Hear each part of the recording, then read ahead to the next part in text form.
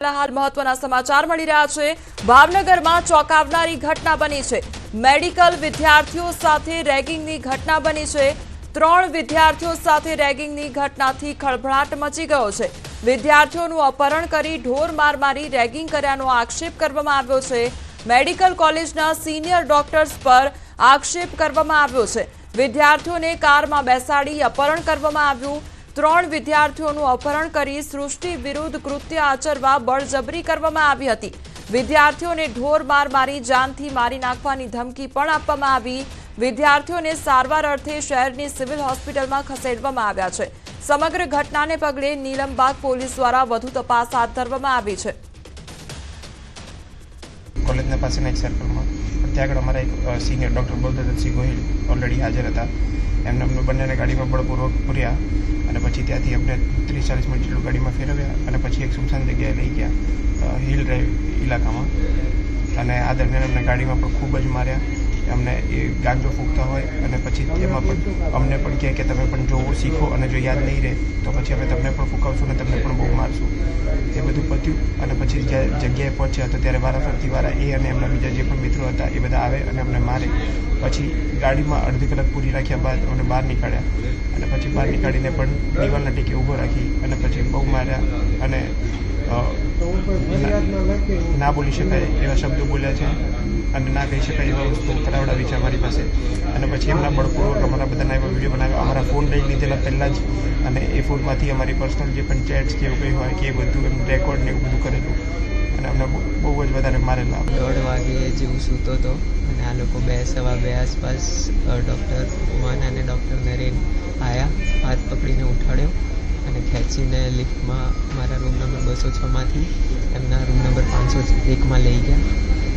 લિફ્ટમાં constant પોતાના હાથ દેખાડતા હતા, હાથ જોઈ લે, મારા હાથ જોઈ લે તારા ભાઈબંધોનો શું હાલ કર્યો છે, જોઈ લે। પછી 501માં લઈ ગયા।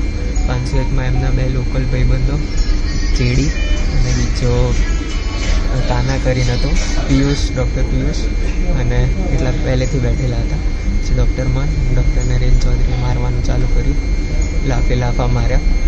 પછી ચશ્મા પાડી નાખ્યા, મારા પાટું મારી નીચે પાડી દીધો।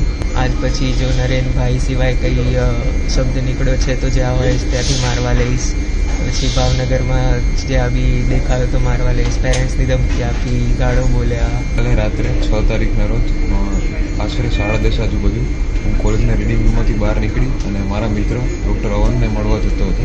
ત્યારે કોલેજની બાજુમાં આવેલા સર્કલે મારા તે બેચના એક સિનિયર ડૉક્ટર બલભદ્રસિંહ ગોહિલે મને ઊભો રાખ્યો અને બળજબરીપૂર્વક એની ગાડીમાં બેસાડી ભાવનગરના વિવિધ રસ્તાઓને ફેરવી ગાડીની અંદર અને હિલ ડ્રાઈવ એરિયામાં અવરું જગ્યાએ લઈ જઈને ગાડીમાંથી બહાર કાઢીને ટોટલ 8 અલગ અલગ લોકોએ અમારી સાથે મારપીટ કરી હતી અને એ લોકો સતત ગાંજાનું અને સિગરેટનું સેવન કરતા હતા અને અમને પણ કરવા માટે ફોર્સ કરતા હતા।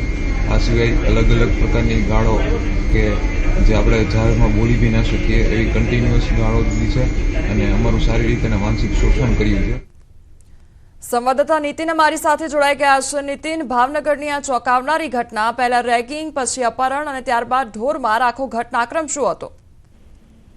जी बात करें तो જે મેડિકલ કોલેજના જે સિનિયર ડોક્ટર વિદ્યાર્થી છે એમની જોડે 2 દિવસ પહેલા આ ઘટના છે તે કરવામાં આવી હતી અને જે આ ભોગ બનનાર 3 જે જુનિયર ડોક્ટરો છે એમને આક્ષેપો કર્યા છે કે જે સિનિયર કક્ષાના જે ત્યાંના ડોક્ટરો છે, 8થી વધુ જે ડોક્ટરો, તેમના દ્વારા ગત 6 તારીખે વિવિધ જગ્યાએ તેમને રેગિંગ, અપહરણ કરી એનું અને તેમને ઢોર માર માર્યો અને ત્યારબાદ તેમની પાસે જે અઘટિત માંગણીઓ છે તે કરવામાં આવી હતી બળજબરીપૂર્વક।